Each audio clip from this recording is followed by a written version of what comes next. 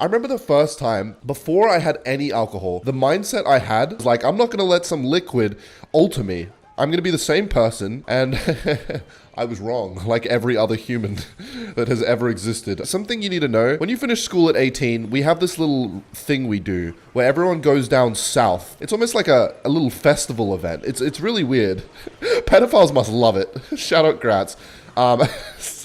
So basically all the kids go to some one event, and it's kind of like a festival to celebrate, finishing school. I don't know, it's a tradition in Australia. And so I went to this thing, freshly 18, and I went with a few friends, and we stayed in some campsite. It was going to be a lot of fun. Like, we got, we're new to drinking because we're 18. Most of my audience is American and from the United Kingdom, and America's 21, so don't be underage drinking, kiddlywinks. I do not approve underage drinking. I do not condone underage drinking. But anyway, my first drink was at 17. No, but I was actually pretty good. I know a lot of people drink really young and they get fucked up at 16 and shit. I had one beer at 17. One beer. I think I was 18 or just 18 when I went to this event. I had alcohol for the first time. Now, I remember the situation. We were at our caravan. They had bought some vodka. Vodka is the harshest alcohol, if you don't know. People know alcohol. Vodka's the harsh shit. The shit that you put in your mouth and it tastes fucking disgusting. No one wants to drink it. It's basically fuel. It's basically drinking fuel, and it fucks you up quickly. But I'd never had it before. So I was like, all right, I'll have a shot. So I had a shot is this much. I had a shot of vodka. I knew it was going to taste bad. So I was like, fuck it, I'm going to take this shit. And I think I took it down pretty well. One shot. And I was like, I feel fine. I was like, yeah, well, that was easy. And I was a big guy at the time. My friends were like, oh, because this was my first time drinking, so they were kind of being, I guess, responsible. But I told them, oh, I don't feel anything, I'm fine. And it was just one shot, so it was all good. So they poured me another shot. Then I had that, and I sculled that, and I was like, oh, I'm fine. I don't feel anything. And this is when I had this mentality of I'm going to be, I'm going to be fine. I'm not going to let some substance change my body. And then I was fine again. I was like, okay, give me another one. I want to feel something. And they were like, okay, all right. And so they gave me a double shot this time. So I was 4 shots deep at this point. They gave me a double shot. And then I was like, I'm fine, bro. Give me another one. And so I was going crazy. And then they poured me another double shot. I downed that. But I definitely kind of noticed I was feeling a tiny bit different.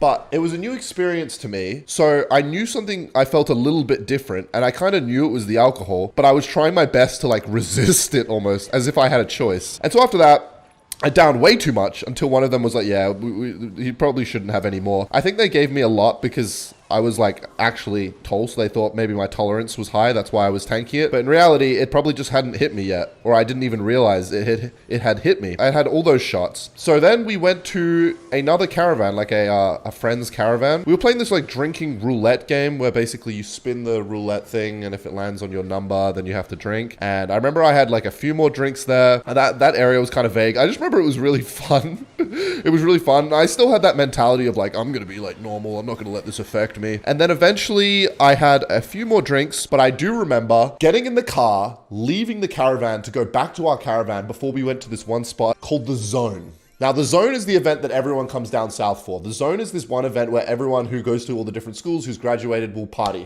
Basically a pedo's dream.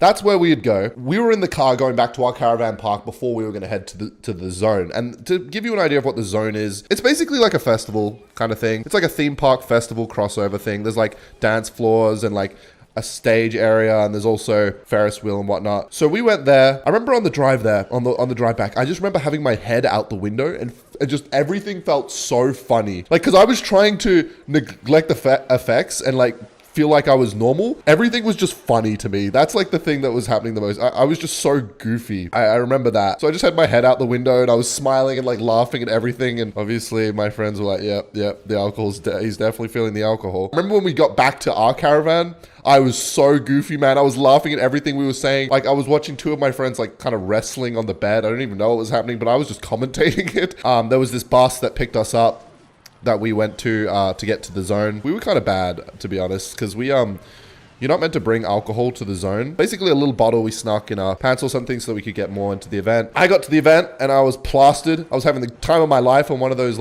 swings. What are they called? Those swings that go around. They spin these swings back in circles and people sit on them. I was like sitting on them, one of those. I felt like I was flying. I was laughing at everything everyone said. It was the best, man. I was having a good time. And I had this little bottle that I had snuck into the event. And this is where things take a turn for the worse. I feel like when you drink, there is a balance. It's fun. You incline, you reach that one peak spot. And this is why people become alcoholics and whatnot. They want to stay in that sweet spot. So they keep drinking or they do whatever it takes to get there, to that euphoric spot where you're just happy. You're feeling the effects, basically. I had been in that spot for a while, but I took a shot from that bottle when I really shouldn't have. And because of that, I was basically so hammered that I remember I was just getting like really emotional. It was really bad. I got like really emotional. I think I've cried like 3 times on having consumed alcohol in my life. That was not good. That was no bueno. I remember I was going up to people and I was like really upset. Not something I'm proud of.